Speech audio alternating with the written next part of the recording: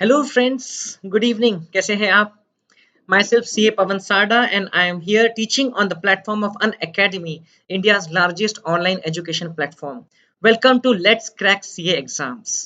Friends, I will be teaching you CA Foundation Statistics, and today we will be discussing some very interesting formulae of your chapter number 2 of statistics, that is chapter number 15 of your whole book, measures of central tendency and dispersion. We will be having some fun with the formulae. मैं ये नहीं चाहता कि आपको फॉर्मूले का fear बन जाए, मैं चाहता हूँ कि आपको फॉर्मूले में मजा आने लगे। ओके फ्रेंड्स, और अगर आप फॉर्मूले में अगर क्लियर रहोगे तो डेफिनेटली आप अच्छा परफॉर्म कर पाओगे एग्जाम में, आप आंसर्स को फास्ट निकाल पाओगे and time will be of very much essence during your exams. Alright friends, so friends, welcome to an academy, and let me introduce myself a little bit. I am CA, CS and CMA Pavan Sada. I have qualified all these three exams by the age of 23. It was done, and I happen to secure all India ranks at all levels of CA and CS exams. As you can see, all India rank 2 in CA final, all India rank 2 in CA foundation, that was called as CPT earlier. Earlier, even before that, I was privileged to get all India rank in the CBSE exams, and I was one of the Vidarbha toppers. I was the Vidarbha topper in standard 12th CBSE exam as well. Friends, I have been teaching by choice since last 8+ years, and I have been teaching students of 11th and 12th commerce.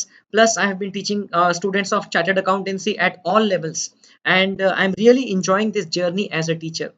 I think that the job of a teacher is to facilitate the learning process, and मैं आप लोगों के लिए learning को easy बनाने के लिए, interesting बनाने के लिए इस प्लेटफॉर्म पर आया हूँ। फ्रेंड्स, अनअकैडमी प्लेटफॉर्म पर यदि आप लोग सब्सक्रिप्शन लेते हैं तो आपको इसके बहुत बेनिफिट्स मिलेंगे। आपको मेरे जैसे और भी एजुकेटर्स के आपको live lessons and structured courses करने को मिलेगा। आपको लाइव लेसन्स मिलेंगे, courses, live test and quizzes. And एक बार आप अगर इस पे सब्सक्रिप्शन लेते हैं तो you will get unlimited access to all the live and recorded sessions. You will get unlimited access. So I recommend you to take the subscription.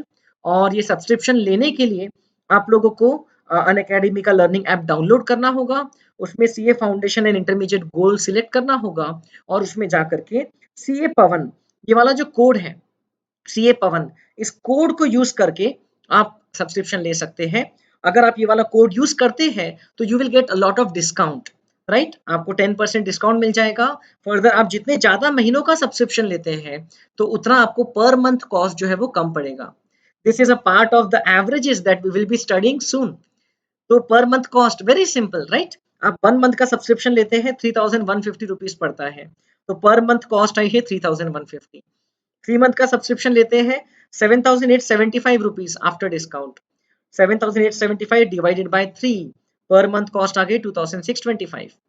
अब 6 मंथ का सब्सक्रिप्शन लेते हैं, total cost 12600 after discount, and per month हो गया 12600 divided by 6, 2100 rupees. Now यहाँ पर अब एकदम जो वैल्यू है वो, कॉस्ट जो है वो कम होते जाती है, वैल्यू तो बढ़ती ही जाएगी।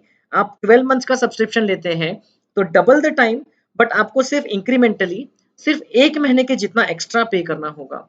15,750 रुपीज में आपको 12 मंथ का सब्सक्रिप्शन मिल जाएगा, एंड उससे डबल सब्सक्रिप्शन अगर आप लेते हो तो सिर्फ आपको और 1 महीने का एक्स्ट्रा पे करना होगा। तो इंक्रीमेंटली आपको बहुत सस्ता पड़ेगा, एंड 788 में इफेक्टिवली आपको 2 साल का सब्सक्रिप्शन मिल जाएगा। Do not forget to use this code CAPAWAN.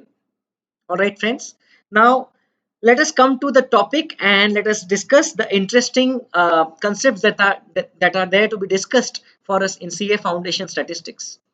Friends, CA foundation statistics में आपका जो सेकंड चैप्टर है, स्टैटिस्टिक्स का सेकंड चैप्टर, और आपकी बुक का 15th चैप्टर, तो that is measures of central tendency and dispersion. उसमें हम लोगों को ये 5 मेजर्स पढ़ना है, और सेंट्रल टेंडेंसी के, जिसको हम लोग एवरेज भी कहते हैं रूटीन लैंग्वेज में, और डिस्पर्शन के ये 4 मेजर्स। और ये चैप्टर आपके सिलेबस में बहुत ज्यादा वेट रखता है, ये चैप्टर आपके लिए बहुत ज्यादा इंपॉर्टेंट चैप्टर है। सो इसमें हम लोग एक एक करके ये सब फॉर्मूले पढ़ेंगे, समझेंगे, एंड वो फॉर्मूले के पीछे का लॉजिक क्या है, उसकी प्रॉपर्टीज क्या है, ये सभी चीजें मैं आपको समझाऊंगा। And I really hope you will start to have fun. Okay, you will start having fun with this formulae, and that is the objective. Because once you start to enjoy these formulae, then definitely you will be able to crack them much better. अब जैसे इसमें पहला वाला आपको concept है arithmetic mean. So this is a type of average arithmetic mean that we routinely use, right? Arithmetic mean तो हम लोग routinely use करते ही हैं. फॉर एग्जाम्पल क्रिकेट में एक बैट्समैन का एवरेज जो निकालते हैं, what is that? That is nothing but arithmetic mean. What do we do?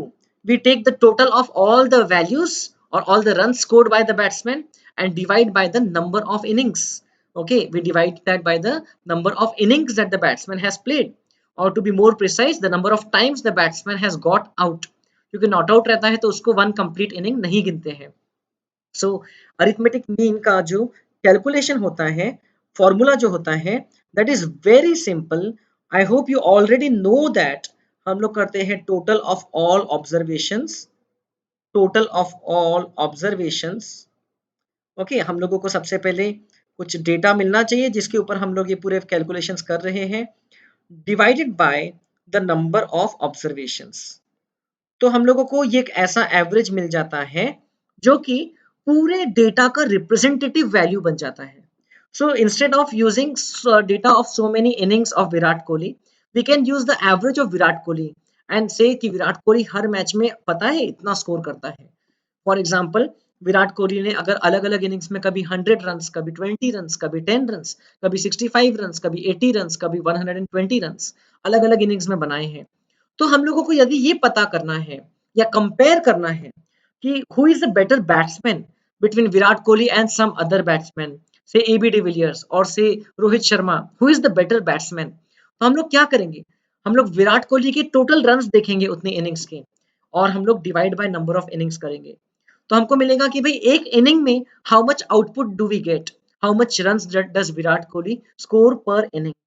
तो हम लोग total of all the runs divided by the number of innings played. Okay, ऐसा हम लोग अरिथमेटिक मीन निकालेंगे.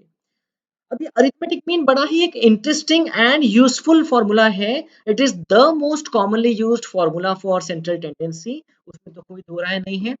फर्दर, जो अरिथमेटिक मीन है इसकी कुछ प्रॉपर्टीज हैं. One, it takes into account all the observations, क्योंकि हर एक ऑब्जर्वेशन को हम लोग टोटल में इंक्लूड करते हैं. Second, arithmetic mean need not be a value from the observations themselves. जो ऑब्जर्वेशन से उसी में से अरिथमेटिक मीन रहेगा ऐसा कोई जरूरी नहीं है. Third, if the arithmetic mean is replaced by the observations, if all the observe or rather if all the observations are replaced by the arithmetic mean, then the total will still remain the same. then the total will still remain the same. मैं आपको ये एक example के through बताता हूँ. मान लीजिए हम लोग, ये इंडिविजुअल सीरीज है, 10 स्टूडेंट्स के वेट हमारे पास में अवेलेबल है. ये डेटा का हम लोग अरिथमेटिक मीन निकालते हैं और हम लोग कैलकुलेट करते हैं, और वो अरिथमेटिक मीन को हम लोग हर एक वैल्यू से रिप्लेस कर देंगे और फिर टोटल करके देखेंगे. सो जो मैंने आपको प्रॉपर्टीज बताया, let us see whether they will hold true और not. So arithmetic mean is the total of all observations divided by the number of observations. So arithmetic mean for a discrete series, okay, for a discrete or rather ये तो individual series है, आपको individual data दिया हुआ है, कुछ frequency distribution भी नहीं है. For an individual series, arithmetic mean will be simple summation of all the observations. हम लोग ऑब्जर्वेशंस को x कहते हैं, हम लोग वो वेरिएबल की वैल्यूज को x कहते हैं. So these values are represented by x. So these are weights of 10 students. Okay, weights of 10 different students and these are their ID numbers. ये कोई न्यूमेरिक वैल्यू नहीं है जिसका हम लोग कुछ कैलकुलेशन करेंगे. Okay, these are just student roll number आप कह सकते हो, एंड ये 10 स्टूडेंट के वेट आपको दिए हुए हैं. what you are supposed to do, you are supposed to tell in one value कि भाई ऑन एन एवरेज आपकी क्लास में स्टूडेंट्स का वेट क्या है, आपको एक वैल्यू बताना है. अब आप इतने वेरिएड अगर नंबर्स देखोगे, किसी स्टूडेंट का वेट 60s में है, किसी का 40s में है, so it is difficult to tell one value. आप ये नहीं बोल सकते ना कि वेट 40 से 70 के बीच में है, बहुत ज्यादा बड़ी आपने रेंज बता दिया. आपको अगर एक वैल्यू में रिप्रेजेंट करना है कि what is the weight of students in that class, तो वो 10 स्टूडेंट्स का वेट, एवरेज वेट क्या है. So one of the most useful averages is arithmetic mean. तो हम लोग ये वेट्स को, इसको हम लोग वेरिएबल कहते हैं, और ये वेरिएबल की वैल्यूज को हम लोग एक्स सीरीज से इससे रिप्रेजेंट करते हैं। Okay, so these are x, x1 x2 ये वैल्यूज है। Okay, this is x1 x2 x3, ये ऐसी ऐसी वैल्यूज है। ओके, नाउ xn तक के होता है, यहाँ पर x10, तो जितनी वैल्यूज है उतने आपको x1 x2 x3 up to x10, उतने आपको टोटल स्टूडेंट्स रहेंगे यहाँ पर, right? So this x10 here, therefore we can say that n is equal to 10. n means the number of values. So यहाँ पर अरिथमेटिक मीन निकालना है, तो it is very simple, summation of all the values. अब आप ज्यादा confuse मत होइए, सीए फाउंडेशन में आपको फॉर्मूले का एप्लीकेशन ज्यादा रहेगा, लेकिन फॉर्मूले का अगर आपको रूट समझ में आ जाए तो बिल्कुल आपको दिक्कत नहीं जाएगी। Summation of all the values divided by n. N represents the number of observations or the number of values that you are supposed to be taking. So arithmetic mean is summation x upon n. Okay, simple. तो हम लोगों को यहाँ पर न data को ascending order में arrange करना है, न कुछ इसको क्लासीफाई करना है, न इसके हम लोगों को कोई इंक्लूसिव एक्सक्लूसिव क्लासेस बनाना है, न फ्रीक्वेंसी डिस्ट्रीब्यूशन बनाना है। We have to go very simply, हम लोगों को ये सब वैल्यूज को ऐड कर देना है। व्हेन आई से समेशन एक्स, उसका मतलब क्या होता है? तो समेशन एक्स का मतलब होता है x1 plus x2 plus x3 up to जितनी भी वैल्यूज हैं xn divided by n। Okay, number of values जिसको आप ऐड कर रहे हो। Okay, this is the formula for arithmetic mean, a very basic and simple formula. I hope आपको ये समझ में आ रहा है। तो इस फॉर्मूले की मदद से हम लोग कैलकुलेट करेंगे arithmetic mean of this data, which will be one representative value of weight of 10 students. अगर नंबर ऑफ स्टूडेंट्स कम है तो हम लोग ये सब मैन्युअली कर सकते हैं। अगर ज्यादा है और आपको इस टाइप का इंडिविजुअल डेटा दिया है, so it will be better अगर हम लोग एक्सेल या कोई और टूल्स को यूज करें। तो अभी तो हम लोग मैन्युअली कर लेंगे। So one way is very simple, let us put this data here, individual series, यहाँ पर स्टूडेंट का आईडी नंबर हम लोग ने ले लिया, ID number and weight. Okay, हम लोग वो डेटा को एक कॉलम फॉर्म में रिप्रेजेंट कर देंगे, student ID number and student weight. Weight की वैल्यू केजी में रिप्रेजेंटेड है, तो यूनिट्स का भी ध्यान देंगे आप। वेट केजी में रिप्रेजेंटेड है, उसको मैं एक्स बोल दूंगा। Okay, I will call that value as x. तो ये आपको डेटा दिया हुआ है, आईडी नंबर 1 2 3 4 5 6 7 8 9 10। ये 10 स्टूडेंट्स के वेट है, 45 50 67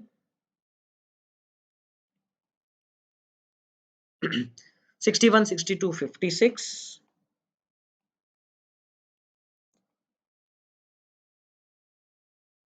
60 44 54 45। सिंपल, ये 10 स्टूडेंट्स के वेट हमारे सामने आ गए हैं। ये आईडी नंबर का कोई टोटलिंग नहीं होगा, ये तो उनका रिकॉग्निशन नंबर है, रोल नंबर है, ये नंबर का कोई कैलकुलेशन में यूज भी नहीं होगा। ओके, ये इसकी जगह मान लो कोई स्टूडेंट का नाम लिखा हुआ है। Okay, A B C D जो भी स्टूडेंट का नाम है, स्टूडेंट वाइज आपके पास में वेट का डेटा अवेलेबल है। आपको कुछ नहीं, आपको सिंपली ये डेटा का टोटल करना है। The best and the easiest method is ये डेटा का टोटल कर लो और उसको divided by number of values कर दो। तो arithmetic mean here will be equal to, arithmetic mean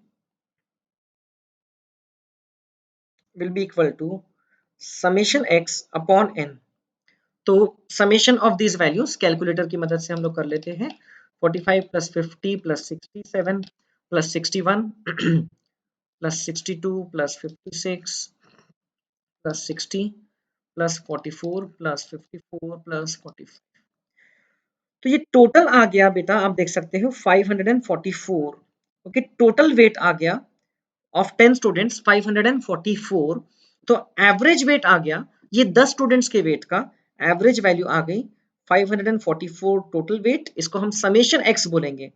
okay, फॉर्मूले के टर्म्स में, divided by n, number of students 10। So ये एवरेज वेट आ गया 54.4 केजी, 54.4 केजी। ओके, अब क्योंकि मेरे पास में इसके फाइनल आंसर्स तो अवेलेबल नहीं है, तो इसको एक बार क्रॉस चेक कर लेना चाहिए। 61 plus 62 plus 56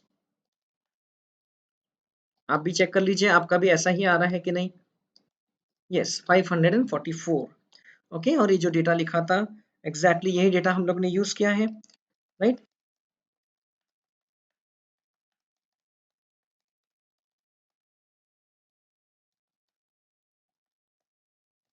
544 total of the weights. तो ये आपको अब वैसे तो 10 स्टूडेंट्स के वेट का टोटल एज सच कहीं यूज नहीं आता है, लेकिन एवरेज निकालने के लिए फर्स्ट स्टेप है कि वो वेट्स का टोटल कर लो और फिर उससे आप एवरेज निकाल लो। So this is the arithmetic mean. अब ये अरिथमेटिक मीन रिप्रेजेंटेटिव वैल्यू है। आप देखो कि इसमें से कोई भी स्टूडेंट का वेट एग्जैक्टली 54.4 नहीं है।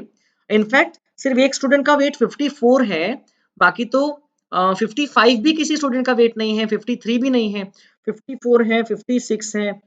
बाकी स्टूडेंट का वेट तो या तो काफी कम है या तो काफी ज्यादा है, जो एवरेज वेट हम लोग ने निकाला उससे।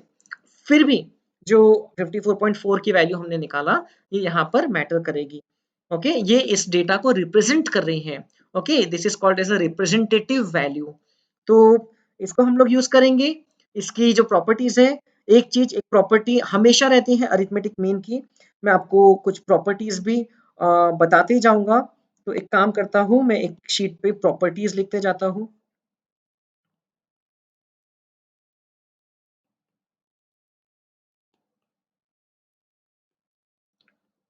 Properties of arithmetic mean. Okay, जो भी अरिथमेटिक मीन आया उसकी प्रॉपर्टीज। पहली प्रॉपर्टी एंड बड़ी simple property, it will lie between the highest and the lowest value.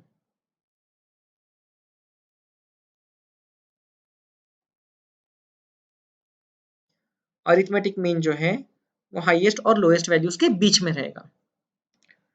ये तो बहुत बेसिक सी बात है, क्योंकि वो डेटा एक सेंट्रल आइटम हम लोग कैलकुलेट कर रहे हैं। देख लीजिए यहाँ पर हाईएस्ट वैल्यू इस डेटा सेट में क्या है, हाईएस्ट वेट कितना है, 67 kg स्टूडेंट नंबर 3 का, और लोएस्ट वेट है you can C 44 kg student number 8 का। सो डेफिनेटली अरिथमेटिक मीन उसके बीच में है। बट मैं ये नहीं कह रहा हूँ it will B exactly in the centre, it will lie somewhere between the highest and the lowest value, not maybe exactly in the center। क्योंकि यदि आप देखोगे 67 kg से 54.4 का डिफरेंस देखो,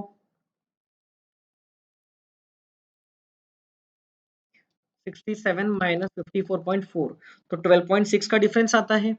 एंड लोएस्ट वैल्यू जो है यहां से अगर आप डिफरेंस देखो तो वो 44 माइनस 54.4, ये 10.4 kg का डिफरेंस आता है। तो इसका मतलब है कि जरूरी नहीं कि वो उन दोनों के बीच में रहेगा, क्योंकि बाकी भी तो वैल्यूज है ना, all values are being considered for calculating this average. तो it will not be the exact centre but it will be somewhere between. it cannot be higher than the highest value arithmetic mean, and it cannot be lower than the lowest value, a basic property। Okay, जो average पे work करेगी। तो कोई batsman ने कभी 100 run score ही नहीं किया है तो उसका एवरेज 100 के ऊपर तो पक्का नहीं रहेगा। ये बात तो सिंपल है। और आपके डेटा में जितनी लो वैल्यूज रहेगी वो एवरेज को अपनी तरफ पुल करेगी, जितनी हाई वैल्यूज रहेगी वो एवरेज को अपनी तरफ पुल करेगी। सो इट मैटर्स कि आपकी वैल्यूज जो है वो कौन से रेंज के या कौन से वैल्यू के आसपास में कॉन्सेंट्रेटेड है। सो उस तरफ में आपका एवरेज पुल होता है। Okay, so between the high and low. अब यहाँ पर जैसे कि हम लोग ने देखा कि 44 केजी से नजदीक है कंपेरेटिवली जो हमारा एवरेज आया, लोएस्ट वैल्यू से कंपेरेटिवली नजदीक है, और जो हाईएस्ट वैल्यू है उससे थोड़ा सा दूर है कंपैरिजन में। सो दैट मीन्स कि जो लोअर वैल्यूज थी वो थोड़ी सी ज्यादा है यहाँ पर। Okay, there are more lower values as compare to the higher value, number of high values are less. As you can see 40s में वैल्यू है 1 2 3, 50 भी काफी लो वैल्यू हो गई। एंड हायर वैल्यू 60s में, खैर ये भी 4 है, लेकिन डिस्टेंस यदि दिखेंगे तो अभी आपको मैं एक-एक करके पूरी प्रॉपर्टी समझाऊंगा तो आपको समझ आएगा मैं क्या बोल रहा हूँ। So it will lie between the highest and the lowest values, not necessarily exactly in the center। Okay, then ये जो अरिथमेटिक मीन हम लोग ने निकाला, arithmetic mean, it need not be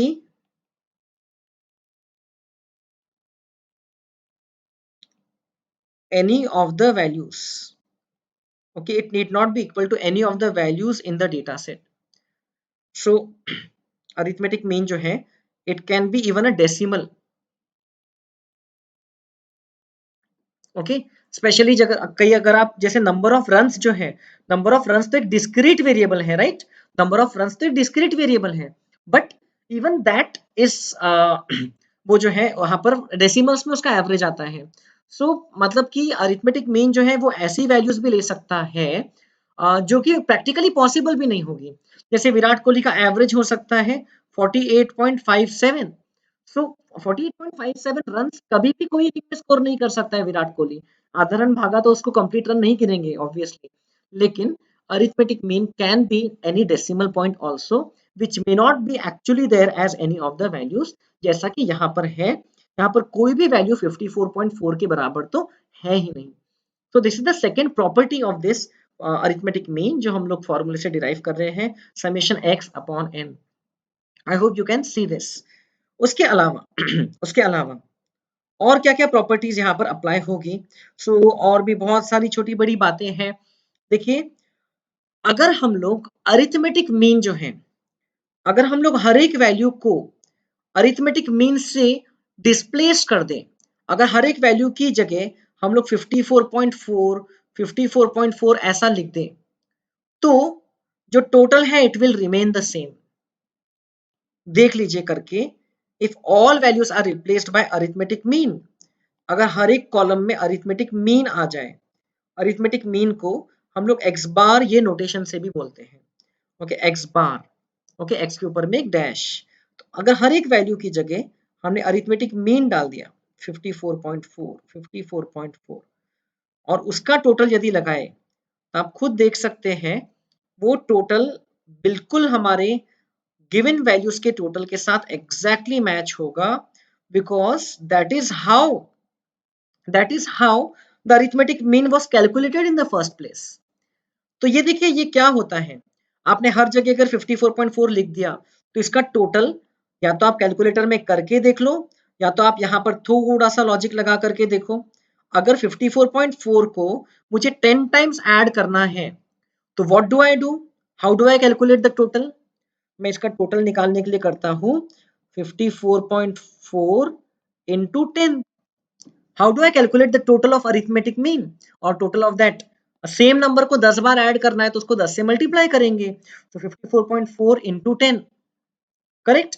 तो इसका total definitely will be equal to 544, क्योंकि आप देख लीजिए कंसेप्ट ऐसा है, कंसेप्ट ऐसा है कि सिंस अरिथमेटिक मीन और x bar is equal to summation x upon n, this implies that summation x is equal to n into x bar. Summation x is equal to n into x bar. I hope you are able to understand this.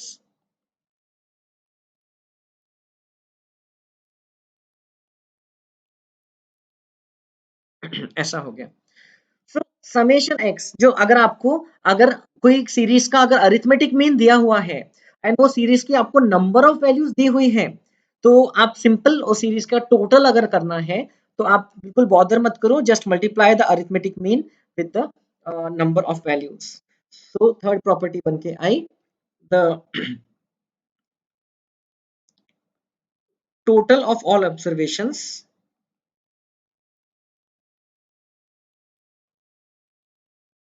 is equal to arithmetic mean into number of observations। Okay, इसी को यदि हम लोग दूसरी language में लिखें, fourth property बना करके लिख रहे हैं मान लीजिए, इसी को हम लोग अगर दूसरी लैंग्वेज में लिखें, so if all the values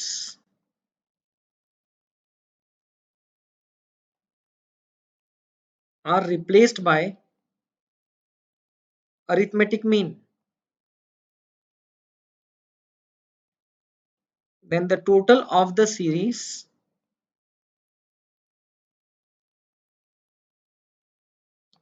remains the same।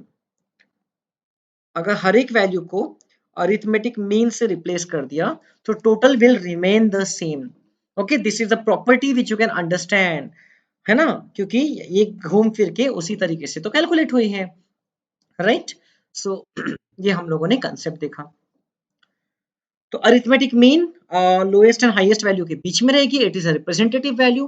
Representative value का मतलब है अगर हर वैल्यू की जगह में यही वैल्यू रखता था तो टोटल सेम रहता था, so the total of the group does not affect, okay, is not affected because of the arithmetic mean being replacing all the different values. But having said that, जरूरी नहीं है कि arithmetic mean हमेशा useful रहेगा। Okay, arithmetic mean is a widely used formula, widely used measure of central tendency, but it is not necessary कि arithmetic mean he हर जगह काम में आएगा। ओके, सो वो हम लोग देखेंगे आगे कि अरिथमेटिक मीन की एप्लीकेबिलिटी हर सिचुएशन में नहीं हो सकती, कहाँ कहाँ हो सकती है, कहाँ कहाँ नहीं। बट आई होप कंसेप्ट आपको समझ में आ रहा है, राइट? तो अगर मान लो आपको कोई डेटा सेट का आपको अरिथमेटिक मीन दिया हुआ है, ओके, और आपको बोला है कि उस डेटा सेट में टोटल से 10 वैल्यूज थी, फिर आपको बोला है कि गलती से अरिथमेटिक मीन निकालते वक्त हमने टोटलिंग में कोई फिगर को गलत पढ़ लिया था, तो फिर क्या आप सही फिगर अगर बताएं तो आप करेक्ट अरिथमेटिक मीन निकाल पाओगे क्या? So you will have to work around this formula that the total of all observations is equal to arithmetic mean into number of observations.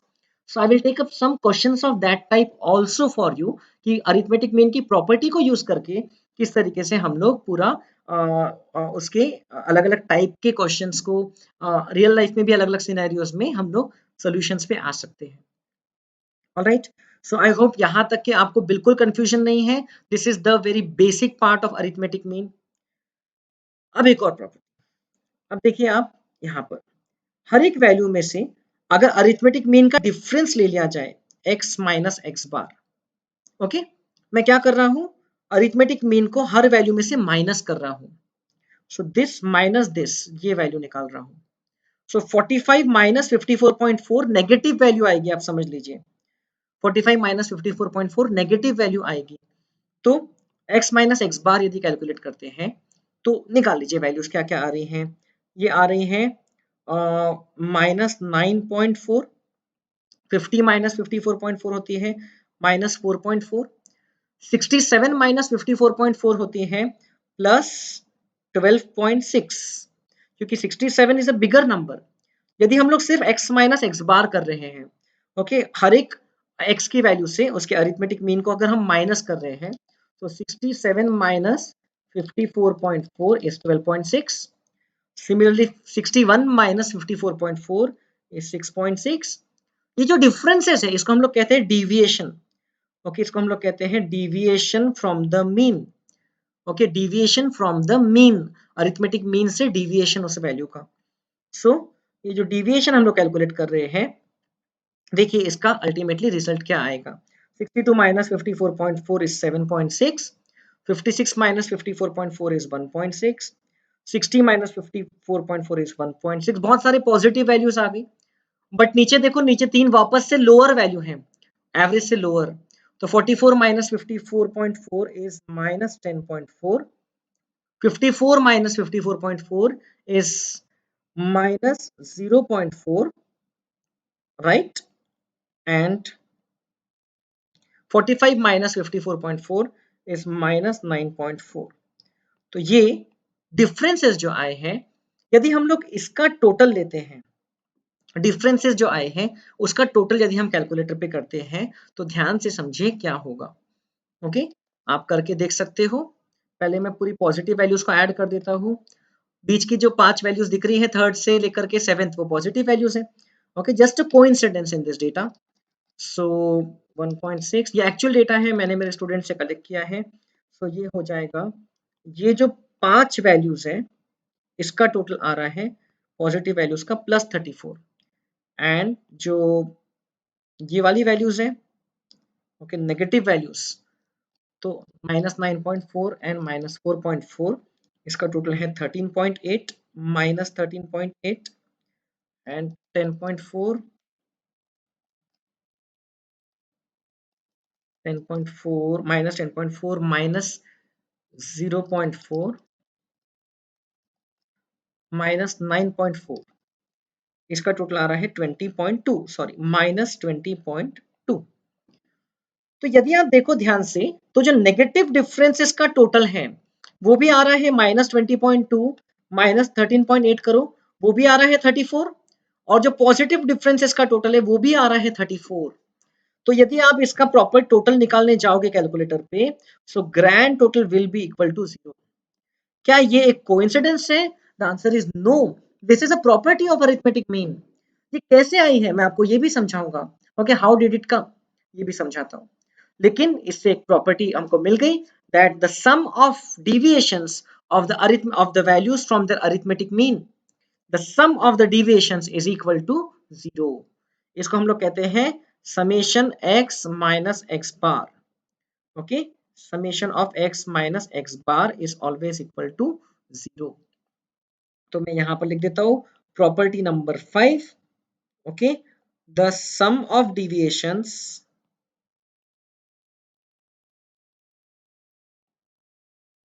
of values from arithmetic mean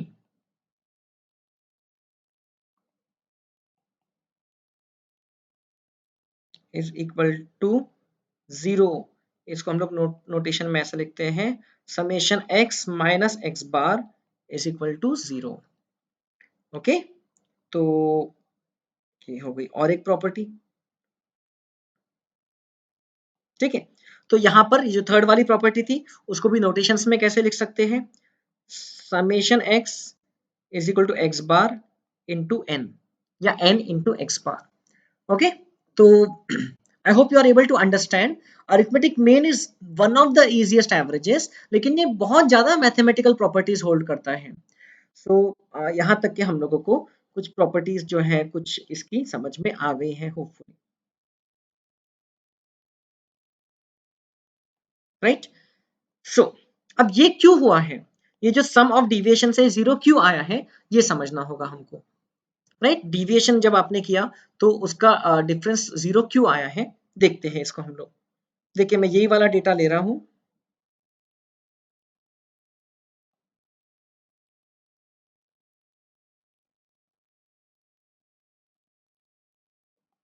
ठीक है, तो देखिए यहां पर हम लोग क्या करेंगे कि यदि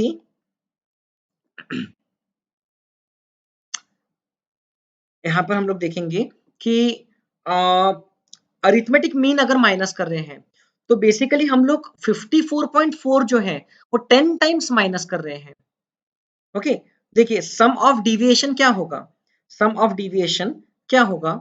सो अगर मैं मैथमेटिकली आपको बताऊं तो यहां पर साइड में बताता हूं, it will be summation of x minus x bar, summation of x minus x bar. तो समेशन को हम लोग ऐसे भी रिप्रेजेंट कर सकते हैं, is equal to summation of x minus summation of x bar. मतलब x बार उतनी बार अगर आ रहा है तो x बार यही वैल्यू हर बार आ रही है, ये x तो वेरिएबल ये तो चेंज हो रहा है हर बार। Summation of x minus summation of x bar, summation of x जो है, समेशन ऑफ x जो है उसको मान लो रहने दो ऐसे summation of x, but summation of x bar that is nothing but n, summation of x बार क्या होता है, n टाइम्स x बार, क्योंकि हम लोग उसी वैल्यू को n टाइम्स ऐड कर रहे हैं। जैसे यहाँ पर मैंने 54.4 को 10 टाइम्स ऐड किया, तो अगर आप summation of x minus Y ऐसा निकालना चाहते हो तो it is equal to summation x minus summation Y. Okay, यहाँ पर summation of x minus x bar ऐसा हमको निकालना है, तो it is equal to summation x minus summation X bar. Summation X bar को हम ऐसे लिख सकते हैं n into x bar. Okay, अब देख लीजिए हम लोग ने थोड़ी देर पहले एक प्रॉपर्टी सीखे थे, n into x bar is equal to summation of x, number of observation multiplied by the arithmetic mean is equal to the sum of the observations। so therefore ये हो जाएगा summation of x minus summation of x will be equal to 0। Okay, simple सी बात है, will be equal to 0। तो अगर आप हर observation का टोटल करो, ओके, और उसमें से आप x बार को माइनस करने का इसका भी टोटल करो, तो बेसिकली ये टोटल और ये टोटल का जो डिफरेंस है ये 0 ही रहेगा। ओके, यहाँ पर भी आप देख सकते हैं ये जो समेशन x था और ये समेशन x बार है, इसका जो डिफरेंस है ये 0 ही रहेगा, because this both are equal as we discussed in the property number 4 If all the values are replaced by am, then the total remains the same. So the total of am, if taken those many times, will be equal to the total of the actual observations. Therefore the sum of deviations, ये जो हम लोग ने निकाला, the sum of deviations from the arithmetic mean will be equal to 0. Okay, तो ये हम लोगों को समझ में आ रहा है। आप लोगों को बिल्कुल घबराने की जरूरत नहीं है। आप कभी से सिंपल डेटा 3-4 आइटम्स का डेटा लेकर के कभी भी चेक कर सकते हो, अगर आपको मल्टीपल चॉइस क्वेश्चन या कुछ आ गया तो। ऑलराइट, तो यहाँ पर हम लोगों को इस प्रॉपर्टी का ध्यान रखना है that the sum of deviations taken from the arithmetic mean will always be equal to 0. आप कोई भी और नंबर से डिविएशन लो, आप कोई भी और नंबर लो, से आप 55 से डिविएशन लेना, आप ये सभी नंबर से 55 माइनस करो, तो उसका जो सम है, जो भी वैल्यूज आएगी, उसका जो सम है वो 0 नहीं आएगा। सिर्फ अरिथमेटिक मीन से ही यदि हम लोग सम लेते हैं तो 0 आएगा। ओके, मान लीजिए यहाँ पर चेक करके देख लेते हैं। सपोज हम लोग वैल्यू लेते हैं से a is equal to 55, just लेके देखते हैं। तो डिफरेंस लेकर देखिए, 55 से कोई भी और वैल्यू से जो डिफरेंस है उसका टोटल नहीं आएगा, 0 नहीं आएगा। If a is equal to 55, then x minus a कितना होता है, वो हम लोग ये सीरीज में निकाल रहे हैं। सो 45 माइनस 55 होता है -10, 50 माइनस 55 होता है -5, 67 minus 55 12, 61 minus 55 6, 62 minus 55 7, 56 minus 55 1, 60 minus 55 जो है वो आ गया 5, 44 minus 55 minus 11, 54 minus 55 minus 1, 45 minus 55 minus 10, इसका जो सम है वो 0 नहीं आएगा। वो कितना आएगा मैं आपको डायरेक्टली कैलकुलेट करके बता दे रहा हूं, क्योंकि यहां पर आपने क्या किया, समेशन आपने किया समेशन x माइनस 55 ऐसा किया आपने। So it will be equal to summation x minus n into 55। Okay, या summation x minus summation of 55 10 times, 55 को 10 टाइम्स ले रहे हैं। समेशन x है 544 एंड समेशन 55 मतलब 10 इंटू 55। देखिए 55 10 बार माइनस कर रहे हैं, सो ये आ जाएगा 544 माइनस 550, ये आ जाएगा -6।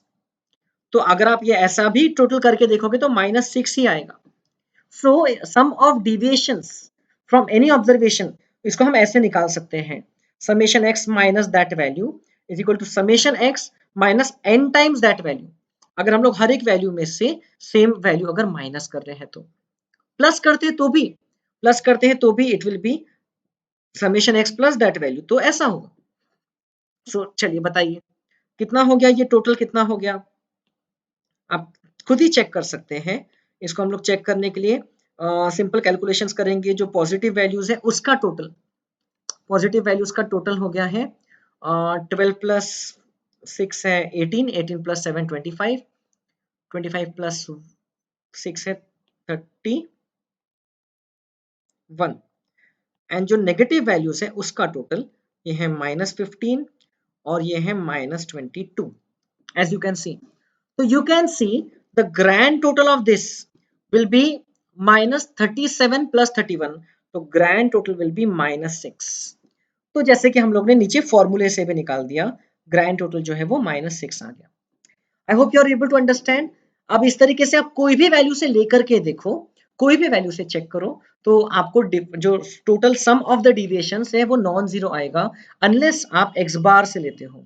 तो that is the property of arithmetic mean and that is the importance of arithmetic mean, कि भाई उसका हर एक जो ऑब्जर्वेशन है उससे जो डिस्टेंस है, उससे जो उसका टोटल डिस्टेंस है, जो ऑब्जर्वेशन लो है उससे नेगेटिव डिस्टेंस गिनेंगे, जो ऑब्जर्वेशन उससे हायर है वहां से पॉजिटिव डिस्टेंस गिनेंगे, और वो नेगेटिव एंड पॉजिटिव सब मिला करके जीरो हो जाती है। ओके, वो नेगेटिव एंड पॉजिटिव सब मिला करके जीरो हो जाती है। तो इसको हम लोग ग्राफिकल फॉर्म में भी रिप्रेजेंट कर सकते हैं। फॉर एग्जांपल मैं यहाँ पर ये पूरी ऑब्जर्वेशंस को प्लॉट करता हूँ। ये ऑब्जर्वेशंस 45 से शुरू हो रही है, 67 तक के जा रही हैं, राइट। तो पहली बात तो लेट मी सी, उतनी वैल्यूज हैं क्या? सो 45 44 से शुरू हो रही हैं। ओके, तो मान लीजिए ये 44 है। ओके, ये 45 है।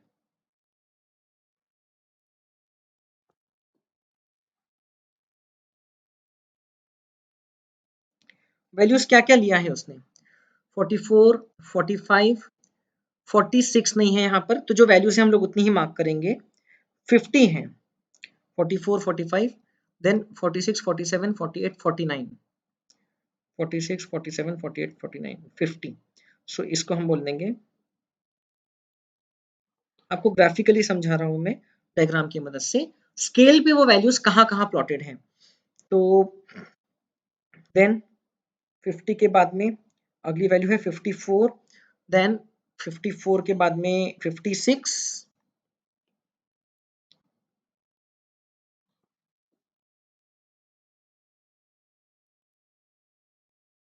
Right, then 54, 56, then you can see values आ रही हैं 60, 61, 62, 67। तो बस उतनी ही मैं यहाँ पे प्लॉट करूंगा।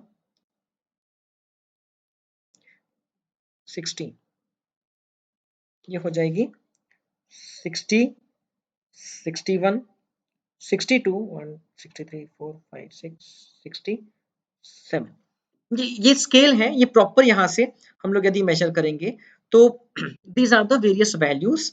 और वैल्यूज कहाँ कहाँ पर है? तो जो पहली वैल्यू है आपकी 45 है, तो पहली वैल्यू 45 यहाँ पर लोकेटेड है। ठीक है, दूसरी वैल्यू 50 है, 50 यहाँ पर लोकेटेड है। तीसरी वैल्यू 67, 67, तो वो यहाँ पर लोकेटेड है।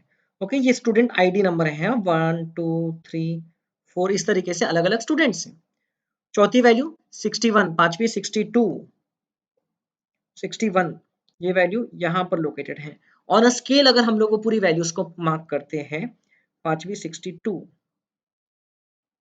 ओके, इसको हम लोग ग्राफ पेपर पे भी बना सकते हैं, इस तरीके से नीचे भी रख सकते हैं, कोई बड़ी बात नहीं है।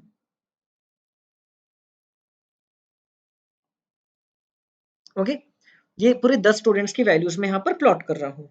छठवें स्टूडेंट की वैल्यू क्या है?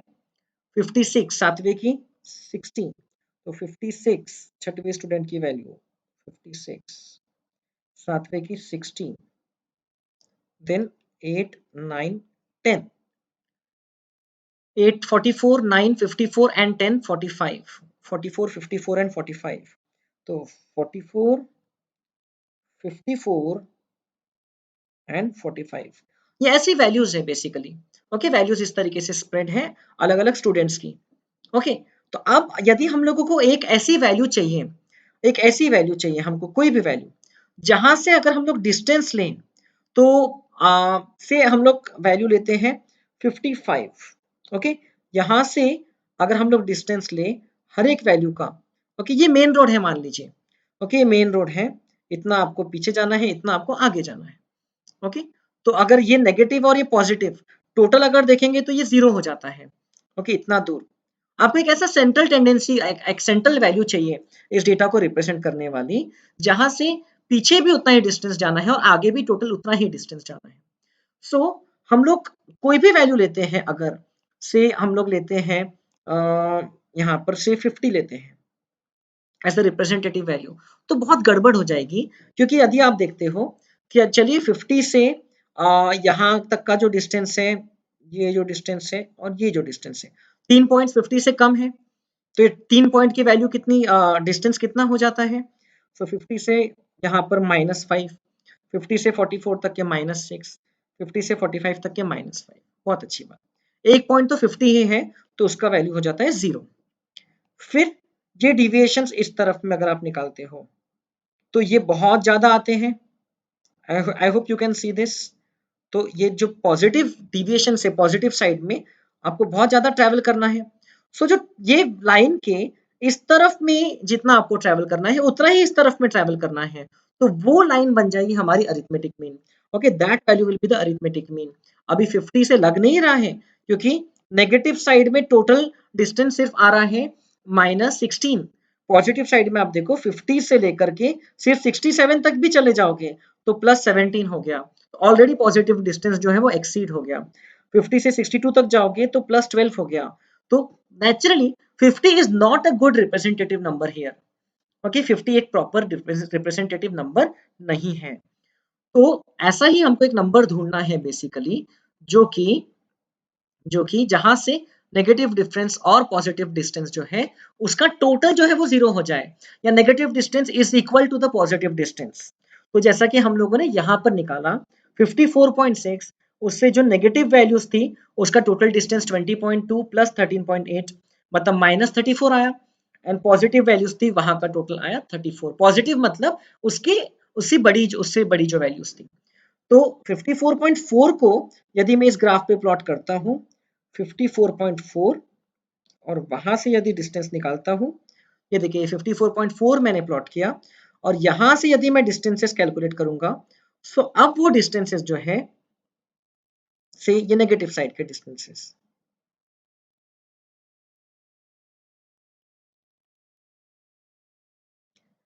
ये जो डिस्टेंसेस है इनका जो टोटल है,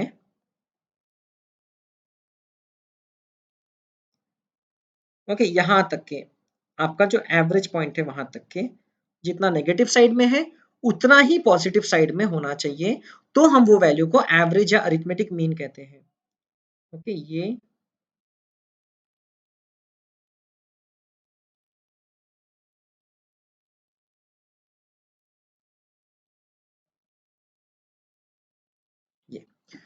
सो जितना टोटल डिस्टेंस नेगेटिव साइड में है उतना ही पॉजिटिव साइड में होना चाहिए। सो हम लोगों ने ये वैल्यू एवरेज निकाल लिया था अरिथमेटिकली 54.6, या सॉरी 54.4, इतना केजी। ये ध्यान रखना हमारा जो एवरेज आया वो केजी में है, जो यूनिट में हमारा डेटा था उसी यूनिट में एवरेज रहेगा। तो अगर आप 54.4 से इस पॉइंट का डिफरेंस लोगे तो आपको पहला वाला डिविएशन मिल जाएगा। Okay, this deviation will be equal to 10.4, sorry 9.4, 45 और 54 का डिफरेंस 9.4, 50 और 54 का डिफरेंस कितना होता है 4.4। बट ये क्योंकि नेगेटिव साइड में है, उससे लोअर वैल्यूज है, तो हम लोग क्या करते हैं, नेगेटिव साइन लगा देते हैं। 45 माइनस 54.4, तो वो आ गया -9.4। So the total of all these should be a negative figure and total of all these should be a positive figure and the grand total of all these should be equal to 0। Okay, वो idea है। सो ये जैसे आपने यहाँ पर calculate किया था वही वैल्यूज आएगी, नीचे की तीन वैल्यूज आएगी -10.4, ये आएगी वेरी स्मॉल -0.4, और ये वैल्यू आएगी -9.4। आप अगर नेगेटिव साइड का डिफरेंस का टोटल लगाओगे तो वो आता है -34, देख लीजिए आप। ओके, एंड पॉजिटिव साइड जो है उसमें 54.4 से कितना डिविएशन, आ रहा है, आप पॉजिटिव देखो 67 माइनस 54.4, ये आ रहा है 12.6, देन 61 से ये आ रहा है 6.6, एंड सो ऑन। 62 से 7.6, 56 से 1.6, जैसा हम लोग ने यहाँ पर निकाला था 12.6, 6.6, 7.6, 1.6 एंड 5.6, ये आ गया 5.6। इस तरफ का जो डिविएशन है उसका टोटल आ गया 34। सो आप बोलोगे -34 plus 34 is equal to 0। Okay, -34 plus 34 is equal to 0, and this is what I mean by the property कि एवरेज वैल्यू जो है, अरिथमेटिक मीन जो है, उससे हर एक वैल्यू का जो डिस्टेंस है वो डिविएशन है, वो डिविएशन का सम 0 होता है। क्योंकि डेफिनेटली एक बात तो क्लियर है कि एवरेज हाईएस्ट और लोएस्ट वैल्यू के बीच में कहीं रहती है, और एवरेज से एवरेज से अगर हर वैल्यू का डिस्टेंस देखें तो नेगेटिव जो उससे लोअर वैल्यू उसका नेगेटिव डिस्टेंस, हायर वैल्यू उसका पॉजिटिव डिस्टेंस, उसका टोटल 0 आना चाहिए, तभी वो प्रॉपर रिप्रेजेंटेटिव एवरेज है। और अगर हर वैल्यू की बजाय मैं इतना डिस्टेंस क्रॉस करके यहाँ पर आ जाऊं और हर एक वैल्यू को मैं यहाँ पर शिफ्ट कर दूं, तो हमारा डेटा जो है उसका टोटल जो है इट विल बी सेम, क्योंकि जितना नेगेटिव चले उतना ही पॉजिटिव चले। ओके, ओवरऑल -34 पॉइंट्स यहाँ से यहाँ तक चले और यहाँ से यहाँ तक भी 34 पॉइंट्स चले, तो वो डिविएशंस का जो सम है वो 0 हो जाता है। Okay, so this is the concept of arithmetic mean. Okay मैंने आपको ग्राफ के मेरे एक स्पेशल डायग्राम के तरीके से भी समझाया है एंड मैथमेटिकली ये अलजेब्रिक फॉर्मूले के तरीके से भी समझाया है एंड ऑब्वियसली आपको यहाँ पर एक प्रैक्टिकल कैलकुलेशन करके भी डायरेक्टली बताया है। आप कोई भी डेटा सेट ले लो, आप कोई भी डेटा सेट में summation x upon an average निकाल लीजिए और हर वैल्यू में से उस एवरेज को माइनस करके जो डिविएशन आता है उसका टोटल निकाल लीजिए। It has to come to be equal to zero. Okay इसीलिए इसको प्रॉपर्टी कहते हैं because it will always hold true. Okay ऐसा नहीं है कि वंस इन अ वाइल वो ट्रू हो रही है, it will always hold true. ठीक है, अब ये जो हम लोग ने एवरेज निकाला, एवरेज निकालने का हम लोगों ने अभी ये काफी सारे कैलकुलेशन किया, आपको याद होगा तो ये टोटल मैंने कैलकुलेटर की मदद से किया। यदि हमको बिना कैलकुलेटर के थोड़ा सा इजियर कैलकुलेशन करके एवरेज निकालना है तो is it possible? The answer is yes, very much possible. हमको करना होगा सिर्फ ये डेटा को कॉपी। ओके मान लो हमको ये डेटा का टोटल नहीं पता बट हमको बिना कैलकुलेटर के इसका एवरेज निकालना है, तो कैसे निकालेंगे? सो हम लोग क्या करेंगे, इसको करेंगे कॉपी और यहाँ पर paste. Okay student wise weight आ गया।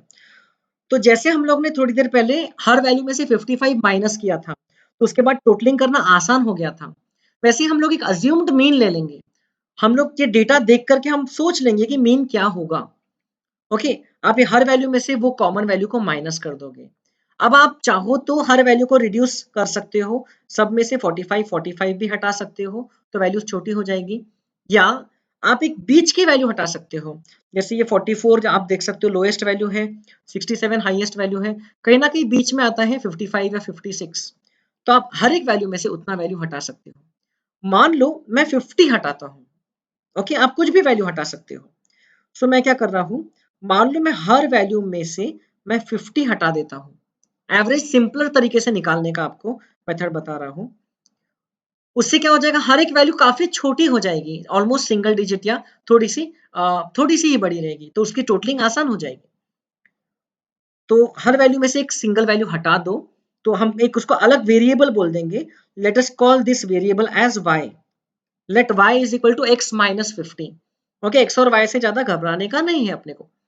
सो सो ये क्या आ जाएगा, y की वैल्यू यहाँ पर आ जाएगी 45 माइनस 50, तो y की वैल्यू आ गई equal to -5। Okay deviation of all values from 50।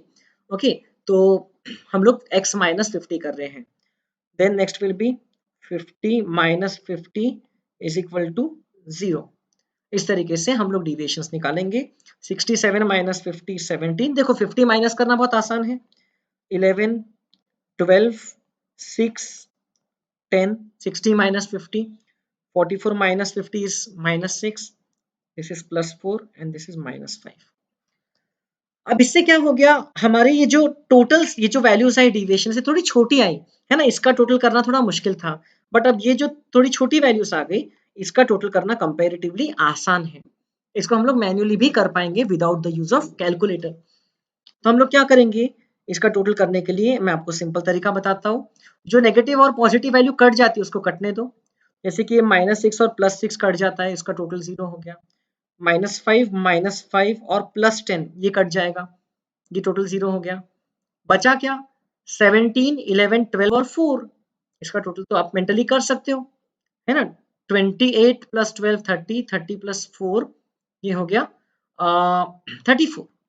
इसका टोटल आ गया 34। सिंपल 34 आया कि कितना आया, रुक जाइए, -5 ये कट गया। देन 10 सॉरी -5 एंड 10 ये कट गया। -6 और +6 ये भी कट गया। 17 + 11 28 + 12 40 + 4 44। तो ये 34 नहीं है, इनका टोटल है 44। हम लोग मेंटली कर सकते हैं, करेक्ट। अब यहां पर आप टोटल क्यों किए, क्योंकि मैं आपको बता रहा हूं कि y का एवरेज निकाल लो। ये जो y वाली वैल्यूज मिली ना इसका एवरेज निकाल लो। और फिर बाद में आपने y निकालने के लिए क्या किया था, हर एक वैल्यू में से 50 माइनस किया था ना, तो बाद में जो y का एवरेज आएगा उसमें 50 ऐड बैक कर देना। इसके पीछे का लॉजिक भी आपको समझाऊंगा। सो this is an easier method, इसको हम लोग कहते हैं अज्यूम्ड मीन मेथड। ये जो मेथड मैं आपको बता रहा हूँ, this is called as assumed mean method, जहां पर हम लोग एक मीन अज्यूम कर लेते हैं एंड उसकी मदद से सब वैल्यूज को छोटा कर लेते हैं। कोई भी वैल्यूज को छोटा करना है तो माइनस या डिवाइड, ये दो तरीके रहते हैं। तो हर एक में से हमने 50 माइनस किया। अब हम लोग y का एवरेज निकाल लेते हैं। इसकी मदद से देखिए y बार क्या होगा, y bar will be summation y upon n। तो y बार हो गया 44 अपॉन 10, ये हो गया 4.4।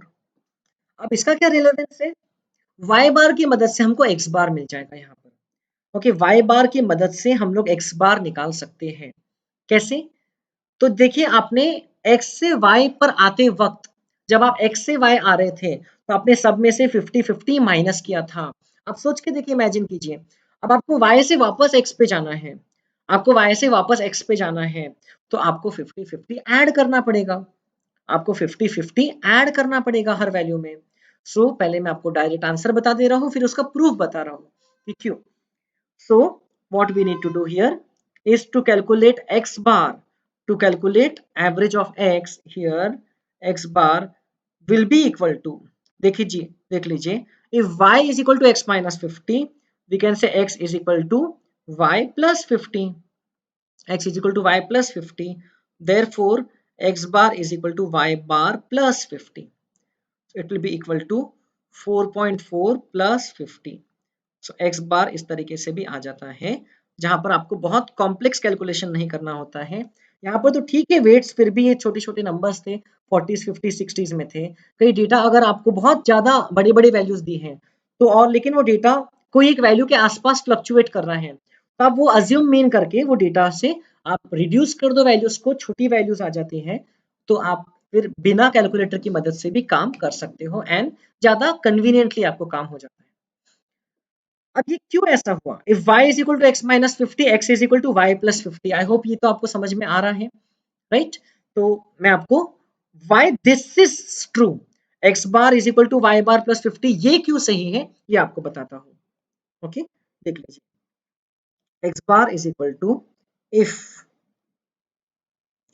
y is equal to x minus 50, मान लो 50 की जगह a है ना, कोई भी value, then summation y is equal to, ध्यान से देखिए, समेशन y, हम लोग हर एक वेरिएबल को एड अप कर जा रहे हैं। Summation y will be equal to summation of x minus a, correct. Summation y will be equal to summation of x minus a। अब दोनों साइड्स को आप पहले इसको लिख लीजिए, this implies that summation y is equal to summation of x minus a। So summation y is equal to summation of x, अभी थोड़ी देर पहले आपको बताया था, minus summation of a, where a is a constant, जैसे हमारे यहाँ a था 50, a is a constant, ठीक है। अगर a constant है, उसको n टाइम्स आप समेशन कर रहे हो, a को n टाइम्स ऐड कर रहे हो, so can I say this becomes, can I write summation a is equal to n into a। अगर मैं n टाइम्स 50 को ऐड कर रहा हूं तो 50 n हो जाएगा उसका टोटल, जैसे कि यहां पर मैंने किया था n टाइम्स, मैंने 54.4 को ऐड किया था 10 टाइम्स, यहाँ n वाज इक्वल टू 10, तो उसका समेशन क्या हो गया था 54.4 इंटू 10, तो समेशन x बार हो गया था ये value 54.4 into 10। I hope you are able to understand this part. तो summation y is equal to summation x minus N A. So therefore summation y, अब दोनों साइड को हम लोग n से डिवाइड कर देते हैं, divide by n is equal to summation x minus N a divide by n, dividing both the sides by n. Now tell me, can I write summation y upon n as equal to y bar? Summation y upon n can be written as y bar, and summation x upon n हो गया, और ये हो गया n a upon n। इसको next step में हम लोग लिख देंगे, therefore y bar is equal to summation x upon n हो गया x bar, average of arithmetic mean of x series, n a upon n हो गया a। सो देख लीजिए, if y is equal to x minus a, then y bar is equal to x bar minus a। Okay, ये उसका mathematical derivation मैंने आपको समझाया। Therefore we can also say This also implies that x bar is equal to y bar plus a और a plus y bar, है ना? x bar is equal to y bar plus a if x is equal to a plus y। तो बिल्कुल ये आपस में इस तरीके से लिंक्ड रहता है। यदि हम लोग हर एक वैल्यू में से एक कांस्टेंट वैल्यू माइनस करते हैं और नई सेट ऑफ वैल्यूज का हम लोग एवरेज निकालते हैं, y बार निकालते हैं, तो फिर ये नई सेट ऑफ वैल्यूज से अगर इसके एवरेज पे जाना है तो आपने जो कांस्टेंट माइनस किया था हर बार उसको सिर्फ ऐड बैक कर दो तो काम बन जाएगा। This is the assumed mean method. बहुत ज्यादा इंपॉर्टेंट मेथड है, यूजफुल मेथड है और ये आप काम में ला सकते हो। ठीक है। अब मान लो आपको, अब यहाँ पर ये जो प्रॉपर्टी है ये हर जगह यूज होती है। ठीक है। In fact we can write it as another property. Okay, we can write this as another property.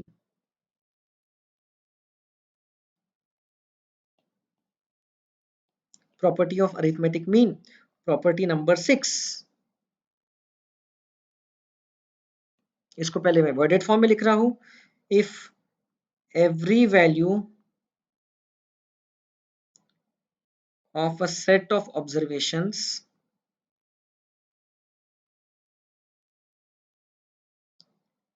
is reduced by a constant,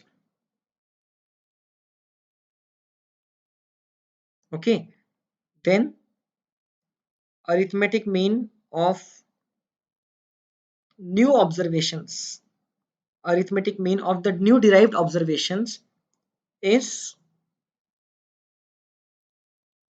arithmetic mean of new observations is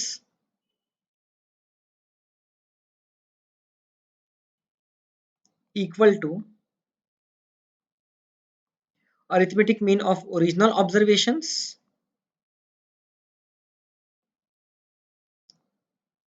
as reduced by the constant,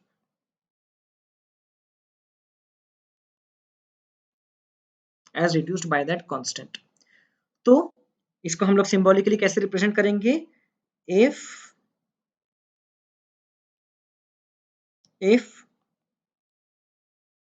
y is equal to x minus a, then मतलब हम लोग ने x में से reduce कर दिया, then new, ये y new series है, then y bar is equal to x bar minus a।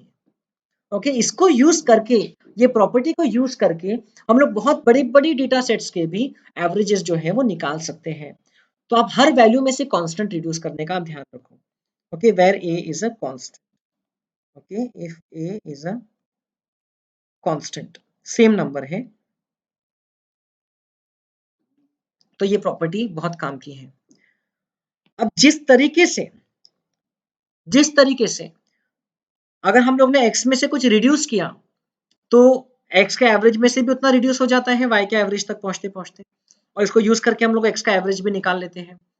उसी तरीके से अगर हम लोग ने हर एक वैल्यू में से सिमिलरली, अगर हम लोग ने हर एक वैल्यू में कुछ कांस्टेंट ऐड किया, if y is equal to x plus a, then y bar क्या होगा सोचिए। अगर हर एक वैल्यू में हम लोग ने कुछ ऐड कर दिया, बड़ा सिंपल है। ओके, मान लो आप सभी स्टूडेंट्स के मैंने मार्क्स का एवरेज निकाला और मार्क्स का एवरेज आया से 80, वेरी गुड। और फिर पता चला कि एग्जाम में कोई क्वेश्चन था जिसमें कोई भी स्टूडेंट को मार्क्स नहीं दिए, गलत क्वेश्चन था, तो सभी को +5 दे दिए, तो आपका जो एवरेज स्कोर है वो 5 से बढ़ जाएगा। अगर हर एक वैल्यू में +5 कर दिया, सो जो एवरेज है वो भी 5 से बढ़ जाएगा। By the same logic and same derivation, if y is equal to x plus a, then y bar is equal to x bar plus a। आप देख सकते हैं ये जो डेरिवेशन माइनस ले किया, सेम डेरिवेशन आप प्लस के लिए अप्लाई कर दो, माइनस की जगह प्लस लिख दो तो सेम आपको इंटरप्रिटेशन उसका आ जाएगा। So constant can be any fraction, constant can be any decimal, constant can be anything. So ये प्रॉपर्टी होती है। अगर हम लोग वेरिएबल को शिफ्ट करें तो वेरिएबल की वैल्यूज को चेंज करें तो भी फर्क नहीं पड़ता है। And you know what this is called? This is called as change of origin. This is called as change of origin. Okay, अगर हम लोग उसमें वो वेरिएबल में कुछ कांस्टेंट प्लस या माइनस करें तो जो नया मीन मिलता है उसमें वो नया मीन भी उतना ही प्लस या माइनस होता है ओरिजिनल मीन से। इसको हम लोग कहते हैं चेंज ऑफ ओरिजिन। ओके, ये टर्म समझ लीजिए, चेंज ऑफ ओरिजिन।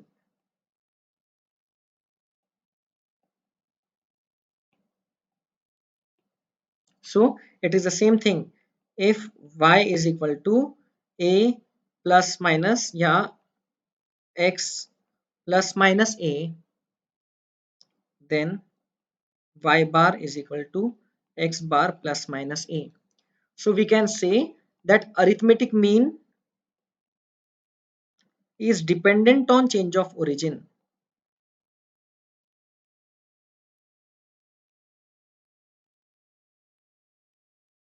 इसका एक सिंपल सा एग्जांपल आपको देता हूँ।